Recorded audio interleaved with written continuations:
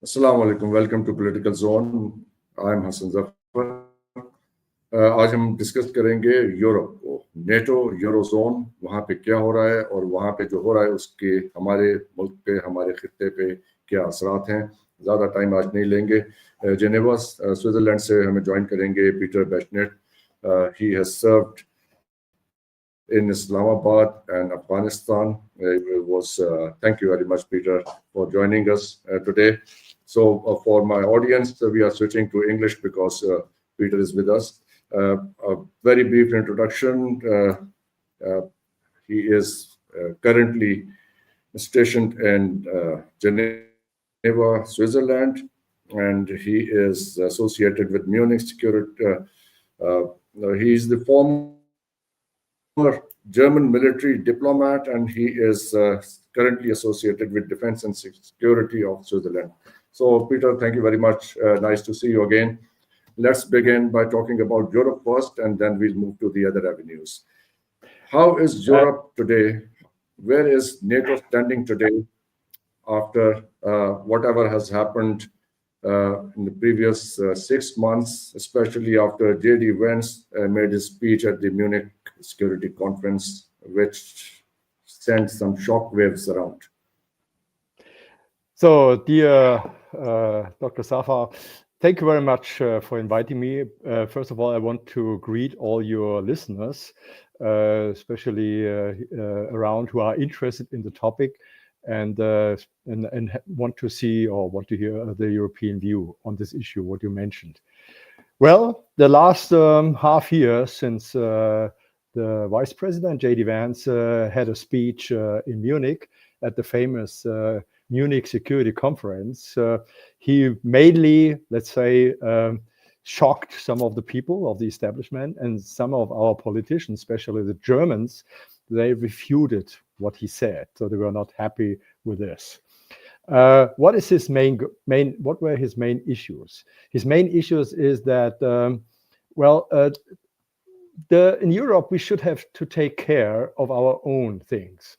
And especially because the United States cannot bear all the costs. That is one of the key messages that he raised. And he said also something about, in particular in Germany, about the free speech. Therefore, we were a little bit outraged because they said in Germany there is no longer free speech. And this is not really the case. We might have some problems in that issue, but it's not really the case. But basically what happens, you see there is a tension, and I think we shall go into this deeper, what happens then here in Europe, and particularly that is linked to the war, Russia and Ukraine, because the Europeans are very much, or let's say the European establishment is very much engaged in this, not war, but in this conflict. And therefore, things have got a more dynamic than we expected. Yeah. So the dynamics are evolving with time. The Russian interest in expanding the war beyond Ukraine, is that really a reality? Is that how Europe looks at the situation today, that the Russians have the intention of pushing the war beyond Ukrainian borders? What is the real worry? Well, now my answer will be twofold. One fold is what is public perceived and talking by the politicians. Our politicians and the security establishment clearly says there is an intention by Russia to go beyond Ukraine. And they really bring up some of the activities of Russia, saying now they are strengthening their bases along the western of their western areas. They are more or less doing every day some, let's say, incursions. They were accused to having drones or their flights, the aircrafts. They are entering the NATO airspace and so on. So there's, let's say, getting more tense than before. Now, my personal opinion, and that's maybe a little bit different. I don't see this. That is the real danger, other than you don't know who is provoking what. Meaning also our activities in Europe may have an impact on the Russian view and vice versa. So, before 2014, we were really happening to say, okay, we are in a peaceful world, everything is clear, and then things get, let's say, more tense. And that has to do also with the Ukrainian-Russian war. Right. So there is this Russian enclave that we were talking about before we started this program, Kaliningrad. So they have some presence there. The Russians have some presence there near the Baltic Sea. And there have been accusations from the European side, as in the Western Europe, that they have been disrupting the commercial flights from there. They have been using their digital capability for switching off these navigation systems of the commercial flights. And so there have been such allegations. How critical is that area for the European security? Let me first talk about Kaliningrad. It's the old German Königsberg, and the famous town where the philosopher Immanuel Kant was born, and he was active. Sometime I think it would be better that we follow what Immanuel Kant says, the rule of law. But what you said, Kaliningrad has always been, and I was in Poland on active duty in a headquarters, and I always asked the Poles, what do you think about Kaliningrad? That was 20 years ago. And they said, yeah, we're always watching what's happening there because Russia has some troops at this place. I don't talk about the numbers, but it's a quite significant troop presence in Kaliningrad because that is one of the ports to go to the Baltic Sea. We know that is St. Petersburg and it's Kaliningrad. These are the ports for the Russians to access the Baltic Sea. Now you talked about disturbances, let's say about, accusations that there is a GPS jamming. There are a lot of jamming activities along this area. I was in a conference this year where we were shown that there are in these areas activities, but you never know from which side.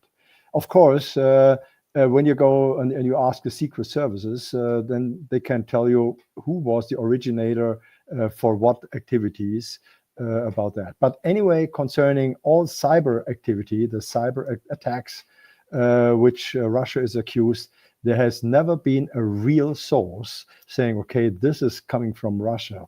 There might be some groups operating in Russia to do this, and but if they are state-sponsored or not, that is always a discussion and can be used to accuse or not. So and we call all this activity called the hybrid warfare. And this is now the modern word here in Europe, that we say there are no formal declarations of war, but there are activities in the cyberspace, in the information arena, in the social media, and so on, that can be, let's say, attached to activities. You call it a hybrid warfare. That is what has changed in the last 6 months already.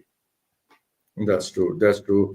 And just zooming into Germany for now,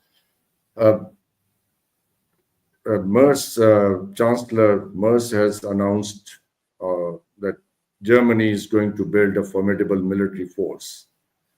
What does that mean? There is serious disappointment with the American stance on NATO, and because after they asked the Europeans to raise their military budgets, or there is some kind of dissatisfaction with how they are operating alongside NATO in Europe. Well, we have to go back a few years ago when the German military, let's say, went down from the strengths after the Cold War, let's say, to a kind of minimum. in order to fulfill some of the missions abroad, so that we didn't take care of, let's say, the collective defense. That has changed because since we have a new perception of our threats, Germany and all the other NATO partners, they said, okay, we need to step up. And especially it was Trump in his first round, in the Trump #1, I call it, where he said, Europe need to be much more advanced. So they need to invest more in the security. And this year we learned that he achieved at least that the European nations, the European NATO nations, I call them, have to invest up to 5% GDP. That is quite a lot. But basically coming to Germany, well, we are in a situation where really we have to build up our forces in order to be part as a credible member of the alliance. But basically what we see, Germany is now a transition country, meaning we are not at the forefront, like for instance, Poland. So therefore we have to guarantee for incoming forces, for transitioning forces who might be in support, so that they can be delivered or that they can go through Germany to other areas. But nevertheless, Germany has stepped up. Your readers may know that we have, your listeners, sorry, that we have now a brigade set up in Lithuania. So that means that is one of the footprints we show our resolve. But, you know, it's always not too much. Yeah, but then what is the motivation behind making this kind of statement by the Chancellor? Why does Germany want to build a military force if there is no imminent threat from Russia? Very good question, but the perception, as I mentioned in the beginning, the perception is right now that Russia has capabilities, and it really continues to create the capabilities. And that's even now in the open source. Recently, 2 days ago, I read in a Swiss newspaper a big one-pager where they showed where are the new installations of Russia along the border to Finland, along the border to Belarus, Belarus, and so on. So that is something, indications where you can ask, why are they doing this? And on the other hand, when you ask Russians, probably they will say, this is for our own defense, because we have the feeling that NATO is threatening us. So you see, it depends from which side you look and from what perspective, then you find an argument why you are doing this. But is this objective? I don't know. But it all goes back to 1991, after this Soviet withdrawal, Soviet forces withdrawing from Afghanistan, and then the dismantling of the Soviet Union at that time. 3 states stand out in that context. One you mentioned, Latvia, Lithuania, and there is one more, Estonia. This is where these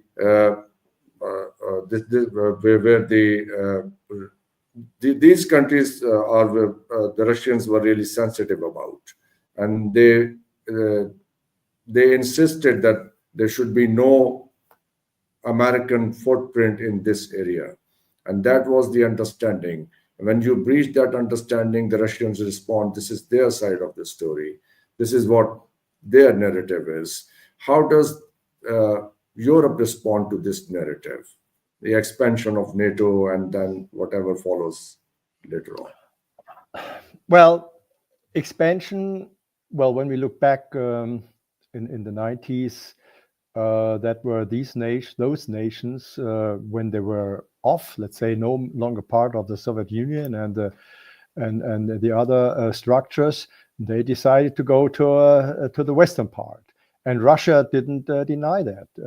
I said 20 years ago, I listened to a lecture of the former first prime minister who mentioned in Bonn that they said, okay, we don't mind that the Baltic states will go to the West. But he says clearly that we don't accept Ukraine to be part of the Western part. So you see the dispute mainly is Ukraine and that is where the Russians declare the same as the Americans with the Monroe Doctrine, meaning we have an area of influence or security.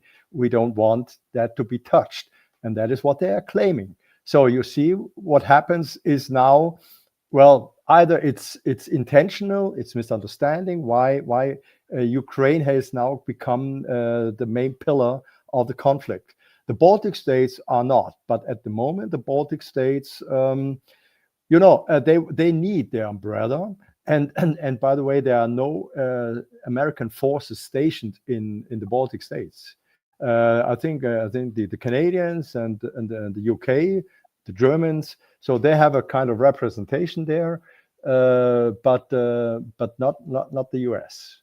The US can show up when they want, say, okay, we make the... Yes, they can show up, and they were pushing for reforms. They were pushing for democratic institutions before the fall of the USSR. We know all that. And there was this 1939 pact between Hitler and Stalin to annex Baltic states as part of the USSR, Estonia, Lithuania, and Latvia. This and the United States never recognized this annexation. These countries becoming part of the USSR. So why Ukraine becomes so sensitive, although these countries were part of the USSR? That is now the key question, because that ranges from the 1991, where Ukraine got somehow independent from the USSR. And later it was confirmed, as I remember, 1994 in Budapest. And therefore the Ukrainians, they dissolved all their nuclear weapons. They said, okay, we get rid of that. But they were given guarantees, from Russia, from the Western countries. And now, from their view, they feel betrayed, because the guarantees that they count nothing. But it's not so easy as we speak here, because there's also a development, and we know, and that is in open public, that there were some attempts in Ukraine to democratize and to change Ukraine into a pro-Western state. And this has always been, from my point of view, a big trouble. And we know there is a line. We have Western Ukraine is more orientated to the West, to the EU, and the eastern part that has, let's say, more or less a Russian favor. That was until the war, and that was also the trouble which created this. Yeah, and we've also heard Russian Foreign Minister Sergei Lavrov saying that we are not interested in Ukraine. We annexed the Russian-speaking regions, and that's enough for us. We don't want to go further. He even argued that why would we want to capture a territory whose population hates us? And that makes some sense. And we also heard the Russian president saying that we are more interested in Eurasia. And they recognize the Taliban government in Afghanistan, which is a sign that maybe what he's saying, he really means it. So they are looking eastward. They are not even looking westward. And still there is so much upheaval in the Western Europe about the Russian posturing. Yeah, that's true. And therefore, it makes me really wonder and why we come up to this assessment and saying, okay, Russia has a big interest in order to have their influence in Western Europe. In our societies and in the political arena and in the media arena, it's always said that we have disinformation campaigns, we have attempts by Russia or let's say middlemen, whoever, to destabilize our democracies. That's the way how things are now perceived, and therefore people are really in the political area are really let's say on it and say, okay, we don't want to buy this. So now, before we had really interesting, let's say, normal relationships with Russia, specifically on the economic area. But since there was the big attack on the pipeline in the Baltic Sea, the Nord Stream pipeline, and since then things have changed, and Europe has declared European Union and some of the nations have declared, no, we want to get rid of the Russian dependence on the gas and oil. But it still works. It's still there are oil. What I read, there are still a deliverance of oil and so on. So we need to find, let's say, a solution how we can manage that, especially in Europe. Yes, and when President Trump said that the Indians must stop buying oil from Russia because that is fueling the Ukrainian war, and the Indian response was the Europeans are doing the same, so it should be a fair game, and the Europeans are continuing to do that. The Chinese are buying Russian oil. The Europeans are just 2 months ago. The president of European Union was in China negotiating the trade deal. They are having a very good relations with the Chinese, and the Chinese are selling their goods in Europe about $300 billion. That's the volume of the trade. The Chinese goods that the Europeans are buying. So it's not a very simple story. It's pretty complex, multi-layered. How do you see the Russian positioning themselves in the midst of all this? And let's not forget the Chinese said that we don't want to see Russia losing the war.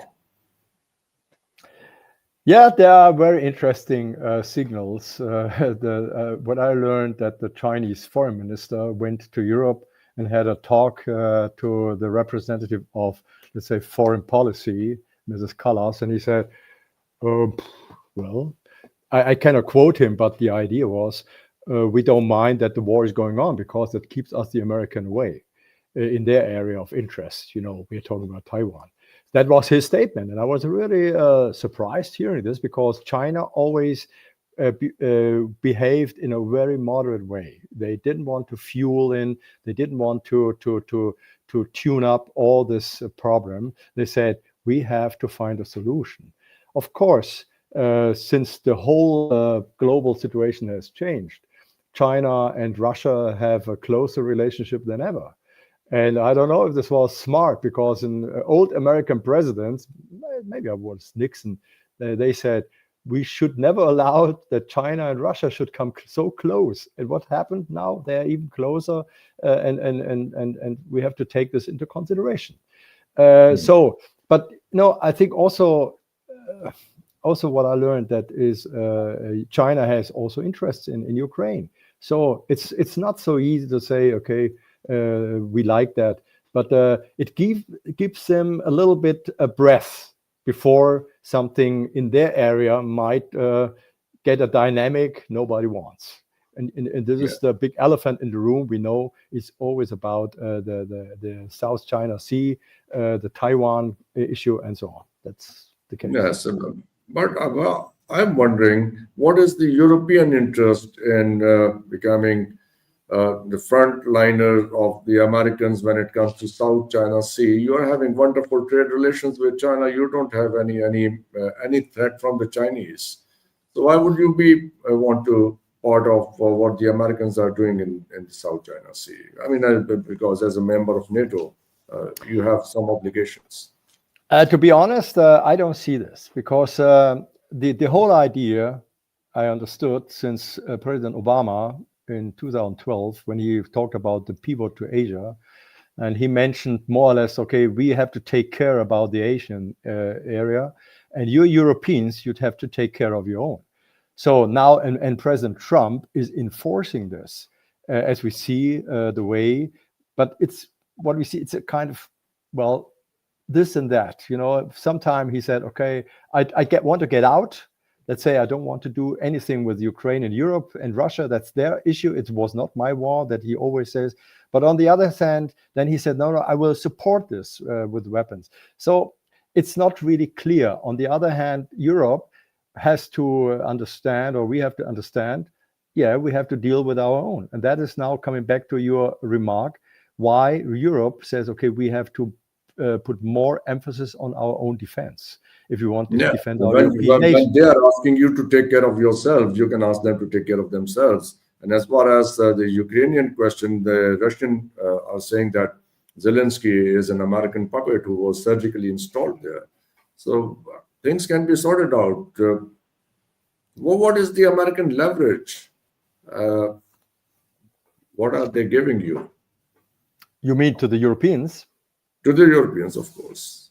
Well, first of all, when we're talking about NATO, and even if they like it or not, but the Americans are still part of NATO. Sometime when you are in Washington and you talk about NATO, what I heard, it's always that NATO is across the ocean. Yeah? So it's Europe, that's NATO. No, they are also part, and they have signed the treaty where they guarantee when there's any attack on the NATO territory that they will be part of the defense in whatever they want to do that.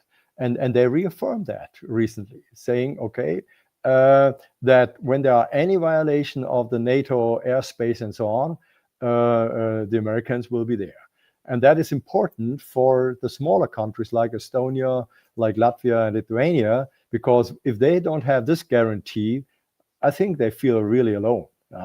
That doesn't mean that other NATO nations are supporting them, but the main bulk is, and we know that because the biggest military in the world, that's the Americans.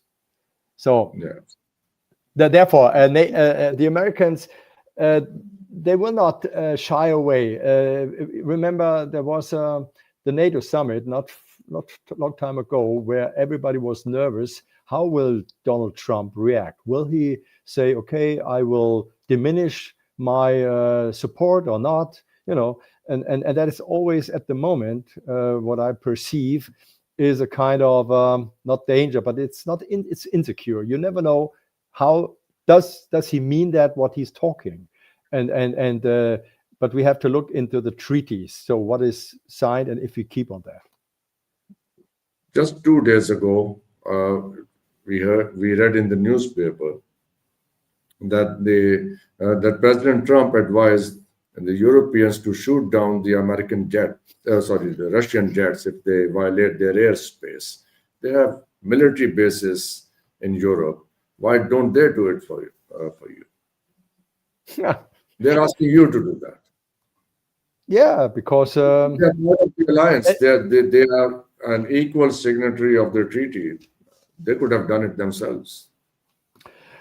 Well, you know, they know that the Europeans, there are some countries which take part at the NATO air defense pillar with aircrafts.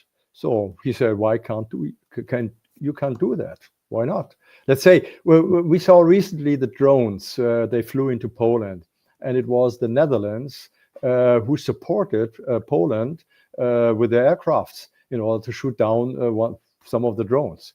So that is what they mean. And we have a kind of air policing, what we call this. That means that other NATO nations are in the area in order to protect the airspace of the NATO. And when you come into the situation, but who will do this? Because to really shoot down and to make an escalation, to shoot down Russian aircraft, that will be a very significant change. And Russia, what I read, has already also said, if we will do this, this is a declaration of war. So are we risking this? But you see why it's very tense. You know, it's a lot of words going on, but in order to pull the trigger when you're in the situation, well, that is something different. Is the level of trust diminishing between Europe and the United States? Or is Europe feeling more insecure despite the treaty and the nuclear umbrella which the Americans provide? I think it's not, no, it's not yet that the trust is lost, but we are concerned of what the Trump administration is conveying. So that's the point.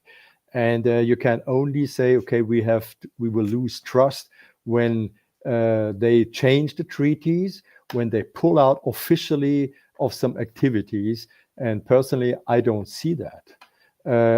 And therefore, we have always in this conflict and in this situation to differentiate what people are saying, even if they are in the highest position, and what is really done on the area.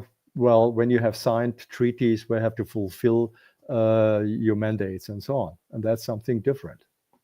Yeah, okay, let's shift our focus to Afghanistan now. That is where you also served, and you were part of the NATO forces when the withdrawal took place in 2021.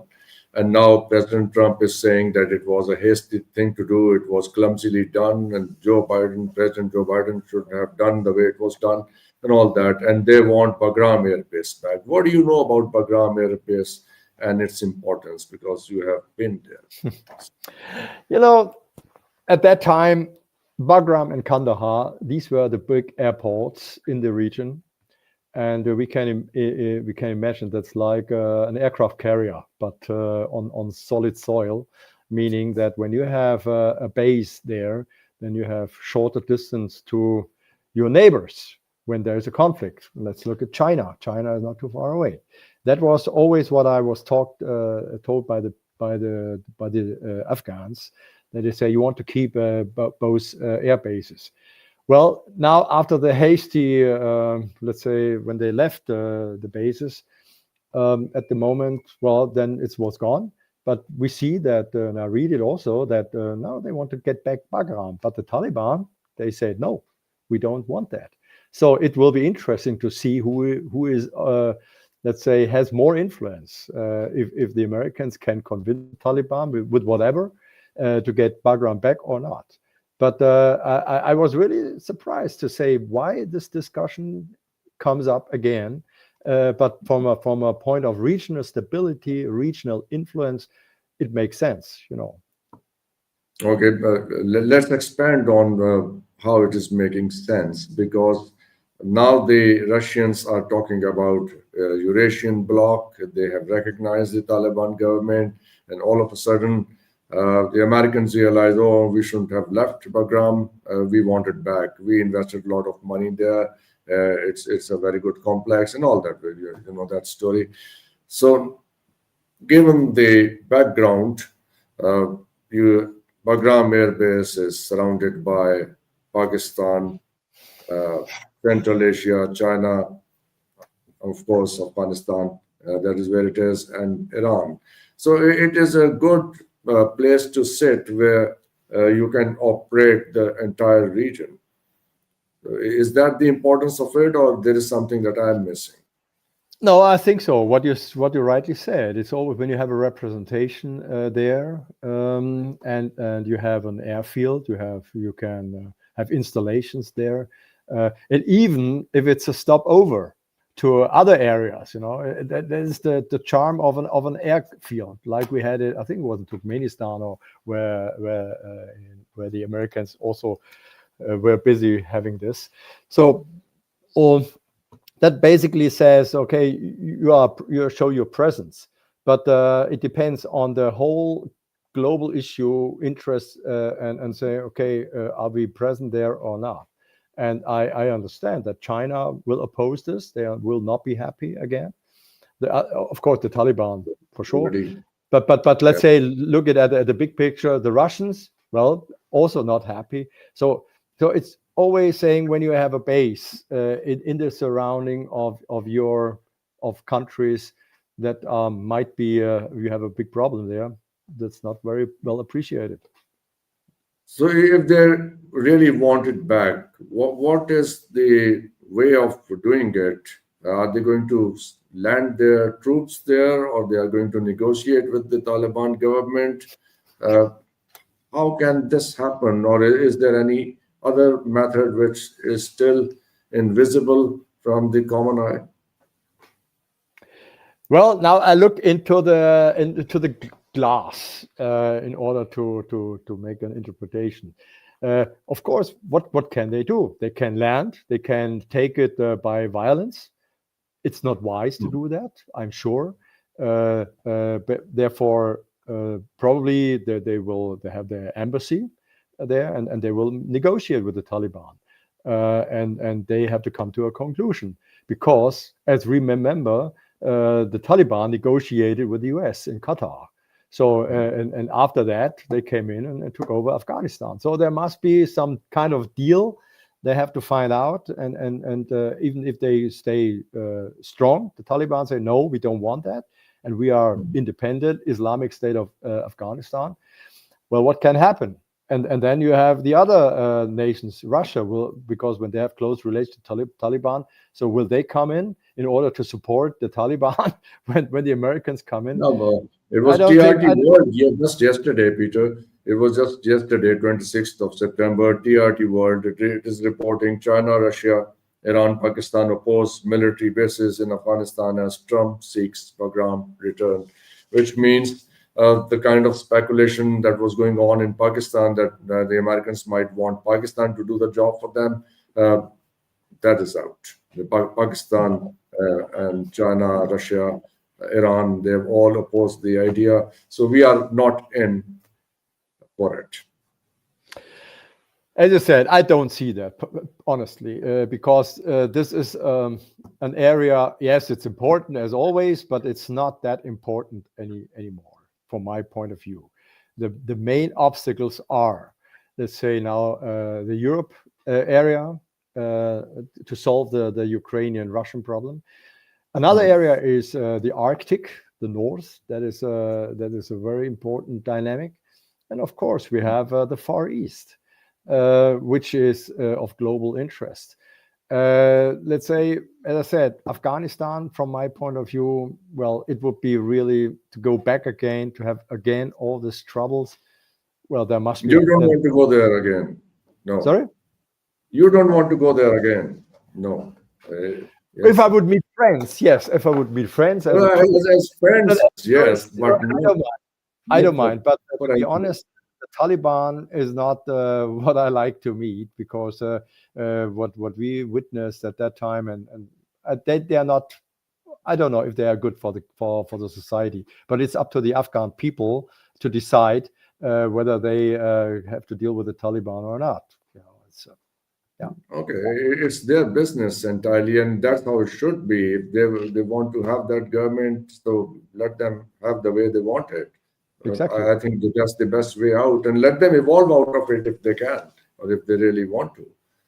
Because the world has tried everything else, and see where we are. So, absolutely. And therefore, Germany, now I talk for Germany, we have invested a lot. We have done a lot of support for the Afghans in the time we are deployed. And there's a little bit, or not, there's a big frustration that all the efforts we have done for the society in order to establish a peaceful society, not that we didn't say you have to take over our values, but we supported you in order to run your own system. And then we saw this is crumbled in dust. And therefore, in Germany, I don't see that anybody is willing to invest anything in Afghanistan. We have to deal with the Afghan ourselves, because a lot of Afghan people coming to Germany. Also, I'm sorry to say, also from Pakistan, because they are located there and they are waiting for a flight to Germany. We have a very interesting neighborhood, Peter. We can't. We have no option. We can't change it. I know. But I talk from the German point of view. That's not your fault. It's not an issue for Pakistan. But I say that what we see, that a lot of Afghans still come to Germany, and I don't know what shall they do here. It's not their country. You know. That's true. Okay, talking of the neighborhood, let me take the opportunity of using the European lens to look at the India-Pakistan military engagement in May. How did it look from where you are sitting? Well, when I heard this, I was surprised. Why? Because it erupted very quickly. It went on a military scale I never expected, and the results was quite surprising. So your country says, okay, you claim we shot down the Rafales from the Indians. The Indians, they deny it. So everybody's using their information or to tell the others what he didn't achieve and so on. That was quite interesting. But nevertheless, what I heard from sources, they really, Pakistani aircrafts really succeeded in shoot down some of the European aircrafts, and that makes some scratching the head here in our countries, saying, how was this possible? And therefore, I don't know. There will be consequences for sure in France. They are constructing, they're building the Rafale. I'm sure they analyze it very deeply, and that's it. You know, unfortunately, it didn't escalate because both countries. Fortunately, both countries. Maybe I don't. You have your own view on your mentality. No, I want your view. I don't want to. No.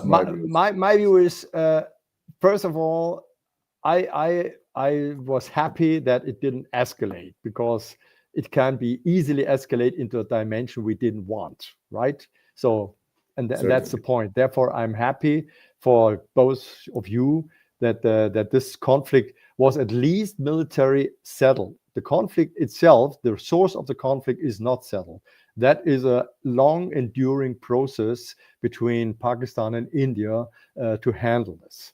But to erupt in a military campaign, we see what happens.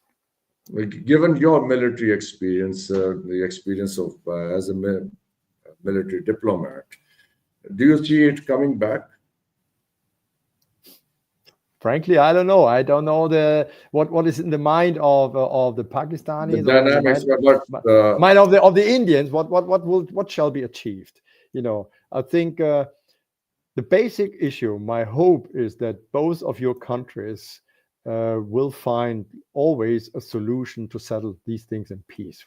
I know this is not easy, because based on your history, when Pakistan was separated from India, that you have a totally different view on both of your countries. But there's always hope, saying, okay, now this has been lasting for a long time, and it should not resolve in a military, let's say, campaign or whatever, because then it's both sides, they will lose, either India or Pakistan. That's my point of view. Right. But as a side note, were the French more worried about the downing of the Rafales than the Indians? Because, of course, it's their technology coming into direct competition with the Chinese technology. Well, frankly speaking, I don't know what happens in France. I can only imagine that they got big headaches, and therefore they have to analyze what happens. The Chinese technology of the air-to-air missiles, what I think was used, did it out. Yes. It did it outmaneuver, let's say, the electronic protection shield of the Rafale. If this is the case, I think France will have to look into this, because this gives a signal that also these Chinese missiles can appear in other areas, theaters in the world. You know, that's not only, let's say, limited to Pakistan. Therefore, yes, I'm sure I have not the contact to the Rafale and to the Dassault company, but when I would be in their position, I have to analyze it very, very deeply and to seek for a solution in order so that this can be avoided. Yeah, France has a big capability of producing arms. Do you see Germany and France forming an alliance in case NATO loses hope in the future? Well, a very good question. At the moment, and this is no secret, at the moment both nations are dealing with, let's say, the construction of the so-called future combat aircraft, and I think France reclaims to be in the driver's seat. The Germans said no, and so on. So we have a situation which has to be solved on the highest level, how we will manage this project, because it was designed as a German-French project, and I'm sure they have to sort it out, and it would not be a good sign for the cooperation between our countries, between Germany and France, to say no, we decline this. But you know, there are industry interests. It has to be solved on the political level, and I'm sure I heard that the Chancellor Merz is talking to President Macron on this, and they have to sort it out. But this is an issue for a long time. for more than whatever years, 10 years, that they were discussing these issues. And we have other corporations with France that are working, and the European defense industries, they have linked together and in order to make things happen, to provide the security for Europe. But still, military cooperation or joint defense is not beyond the scope. What do you mean? It's not beyond the scope. Germany and France having joint defense, some kind of agreement, treaty, pact, in case the Americans continue to push Europe away as far as their security interests is concerned, because President Trump has made it very, very clear that we don't want to be the policeman of the world. If you translate his statement, that indicates that he is not probably interested in providing military support to Europe. Yes, I think the Europeans and I would say all the NATO members, not only Europeans. So we have, let's say the European part of NATO. We are cooperating very closely. We are very much integrated into military structures. That's for sure. We have dealing, let's say when you talk about Germany and France, we have been dealing in some of the missions together. So there is a common understanding how we are, let's say, conducting operation when it's needed. The only thing where we have, and I pointed this out, where we have a difference is now on the industrial part, let's say in the procurement, that there are different views and different interests, but they have to be aligned. And that's up to both nations and all the other nations. But all in all, I think, let's say when the footprint of the Americans would be less, and they would show, let's say, okay, we share with you the nuclear umbrella, but the rest, we leave it up to you. I think this is a challenge for the European armies in order to get more closer and to cooperate more closer. That's for sure. But I'm confident that the Americans will not totally sneak out and say, okay, we are not interested in NATO anymore. That will not happen. Even if Donald Trump is sometime playing with his words and telling this and so on. But I only see the facts, and the facts are they have not yet dissolved. They are talking about reducing their force footprint, but this is not happening right now. And as we know from the Cold War, the Americans had a strong relationship when they called this the reforger exercises. That means they had their material in Europe at that time, and they could, for every time when there was a need, NATO had to be reinforced, they built the air bridge. So I don't see that this will not happen again. And then the Americans have a favorite in Europe. That is, in my understanding, that is Poland, because when the USSR came down, Poland was the first country where they started paying attention. And now Poland is doing comparatively well economically. They're building their military force too. And we also, I just shared this news with you today for the program. Slovakia, they have passed a constitutional amendment recognizing only two sexes, exactly what the Americans did, the Trump administration did. So there are signs in Eastern Europe that the American influence is growing in terms of what is happening there, and that there is a slight distancing from the Western Europe. Is my observation correct? Well, why the eastern part of Europe? Well, let's say they would. Let me add it up, sir. Sorry, because France has recognized the state of Palestine, and Portugal has recognized the state of Palestine, and Israel has recently become very, very critical of the Western Europe because of the mass rallies in favor of Palestinians and all that. Yeah, you open up another hot discussion. Maybe we can keep it for another day. We can keep it for, but if you want to comment on it, good. No, I understand, because as we see, everything in this arena is linked. That's true, and I observe it as well.